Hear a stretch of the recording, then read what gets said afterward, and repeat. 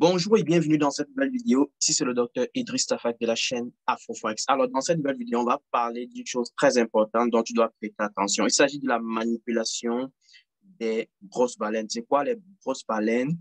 Ce sont en fait des personnes qui ont des grosses parts en termes d'investissement sur le marché des crypto-monnaies.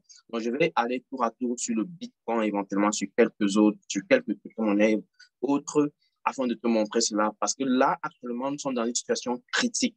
Je voudrais que tu prêtes attention à cette vidéo jusqu'à la fin. Parce que c'est comme ça que si vous n'avez pas l'information qui vous est très utile, vous risquez de tomber dans ces pièges-là. Donc, regarde la vidéo jusqu'à la fin, partage-la déjà, like la vidéo si tu ne l'as pas encore fait et surtout, abonne-toi à la chaîne YouTube AfroForex. Donc, avant de démarrer la vidéo, bien sûr, je tiens à te rappeler que nous avons lancé le micro-programme, n'est-ce pas, de trading Forex qui va te permettre, bien sûr, de pouvoir faire tes premiers pas sur le trading et de pouvoir commencer à faire des premiers gains. Là, du coup, dans ce programme, on va vraiment dévoiler une stratégie simple en 5 étapes qui va te permettre, bien sûr, de comprendre comment désormais, toi aussi, tu peux opérer sur les marchés financiers et être efficace dès tes premiers pas, dès tes débuts sur les marchés. Et donc, du coup, tu n'as pas à faire des contournements bizarres et aller chercher le Graal, je ne sais où. Tu auras désormais comment est-ce que toi aussi, tu dois mettre la main à la pâte pour pouvoir t'en sortir sur les marchés financiers. Et je peux t'assurer que les marchés financiers, c'est assez lucratif. Il faut tout simplement être concentré, connaître une méthodologie assez claire, une gestion de risque assez intéressante et surtout une stratégie assez puissante. Voilà pourquoi AfroForex a mis sur pied ce micro-programme qui va durer 30 jours et qui démarre d'ici début juillet. Donc, préparez-vous déjà à cette occasion et on va se dire à tous pour nous contacter par rapport à la formation. Vous avez les numéros WhatsApp dans la description de la vidéo, n'est-ce pas? Ou alors, vous nous écrivez directement par email. On va se permettre de pouvoir vous donner toutes les informations nécessaires pour pouvoir vous permettre de souscrire. Et déjà, pour souscrire, vous pouvez souscrire par Mobile Money, par MoneyGram et bien par Visa. Donc, du coup, n'hésitez pas à nous contacter si jamais vous avez d'autres questions par rapport à ce sujet. Seulement, écoute, 50 000 francs CFA au lieu de 100 000 francs CFA, soit 100 dollars au lieu de 200 dollars. Pour ceux qui voudront souscrire jusqu'au 25, il ne reste plus que 2 jours pour pouvoir profiter de cette occasion-là. Donc, du coup, on vous attend tous très nombreux et on se dit à tout de suite. Je partage mon écran. Alors, allons dans le vif de ce sujet. Je disais tantôt, faites attention à la manipulation des grosses baleines. Les grosses baleines, tantôt, ce sont les personnes ou alors des institutions qui achètent des très grosses parts en termes de capital ou d'investissement sur les crypto-monnaies. Je crois qu'on connaît, je crois qu'il y a fait une publication ici présentant les grosses baleines, c'est-à-dire les institutions ou alors les personnes qui se permettent d'acheter des grosses quantités de crypto-monnaies pour mettre dans leur portefeuille. Il s'agit bien sûr, par exemple, ici de MicroStrategy, de Tesla, de JP Morgan, par exemple, les gros hedge funds qui font des grosses baleines, en fait. Ce sont des personnes qui, lorsqu'ils vont placer des ordres d'achat sur les marchés, ils vont placer des ordres qui sont réellement hyper costauds, n'est-ce pas?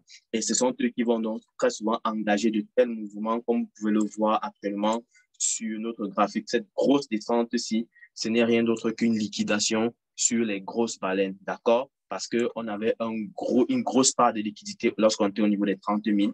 Et maintenant, on est tombé sur une grosse part de liquidité encore au niveau des 20 000. Parce que 20 000 est l'ancien all-time high qu'on avait pu expérimenter en 2017, ça vous le savez. Et ce que je voudrais attirer votre attention dessus, c'est en fait la configuration graphique qu'on est en train d'observer actuellement sur le Bitcoin. Regardez par exemple ici, on a expérimenté une grosse chute partant des 30 000 pour les 20 000, voire même les 17 000 le samedi dernier, n'est-ce pas? Et là, dès qu'on a frappé le niveau des 17 000 ici, n'est-ce pas? Qu'est-ce qui s'est passé? Petite correction. On a une petite correction.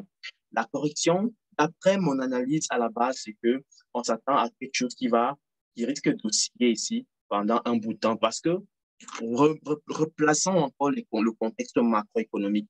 Le contexte est tel que actuellement, il y a inflation qui ne fait que grandir.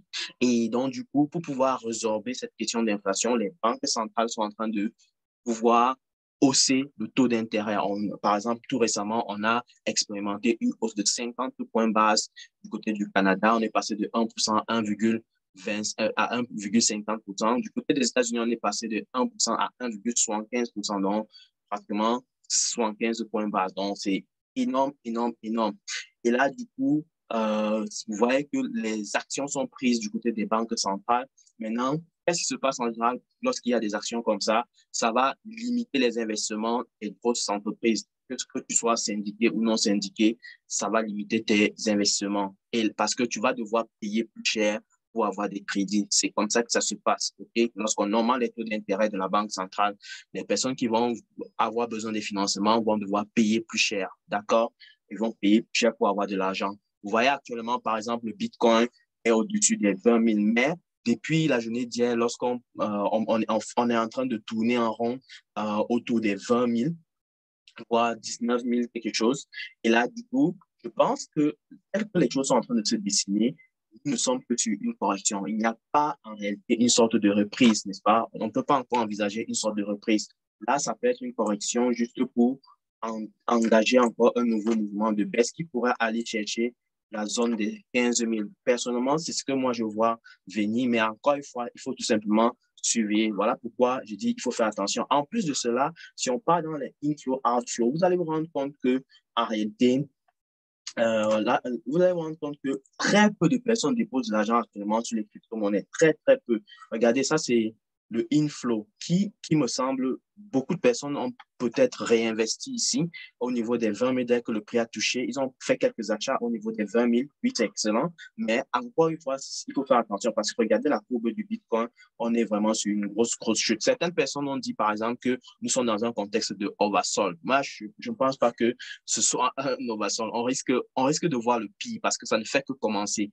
Avec les effets inflationnistes, beaucoup d'entreprises sont en train on va dire quoi, de licencier. On a vu pas mal d'entreprises qui sont en train de licencier, même dans le secteur de la crypto, malheureusement.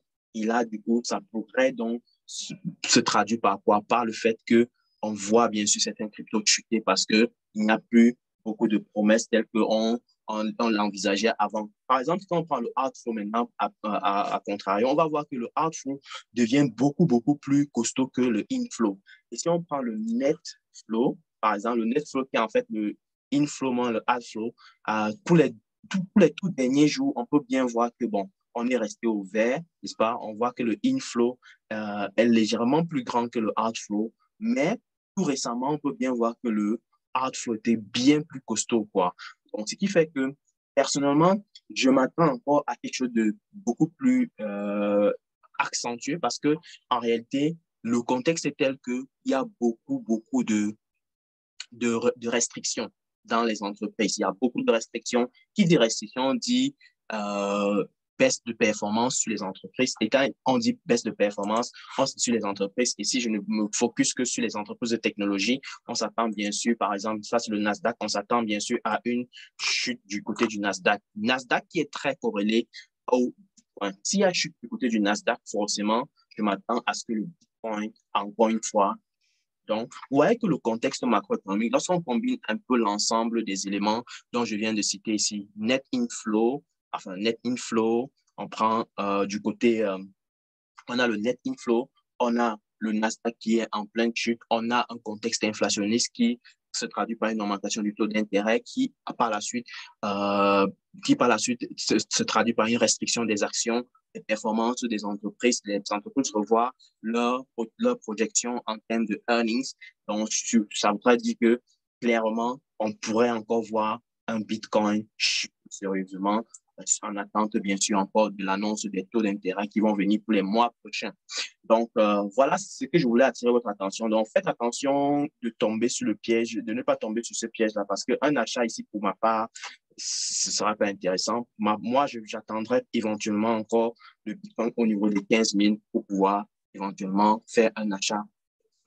Donc, je vous dis tout simplement, merci d'avoir regardé la vidéo. C'est ce que j'avais prévu de vous présenter ici. Donc, faites très attention, vigilance encore une fois, prudence encore une fois. Surtout, si vous avez aimé la vidéo, il faut la partager.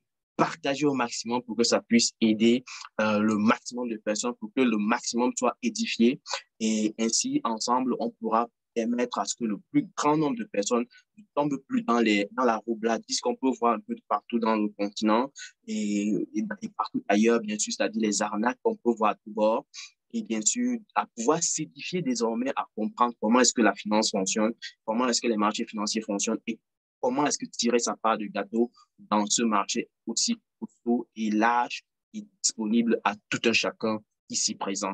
Donc voilà, partage la vidéo, like et surtout dis-moi en commentaire ce que tu en penses et ce sera un plaisir de pouvoir discuter avec vous. On se retrouve dans les groupes WhatsApp pour pouvoir échanger, n'est-ce pas? Ce sera un réel plaisir. Surtout, pour ceux qui s'intéressent à la formation, n'hésitez pas à nous contacter via les numéros WhatsApp qui se trouvent dans la description de la vidéo. Je vais vous dire à très, très bientôt pour une prochaine vidéo. Ciao!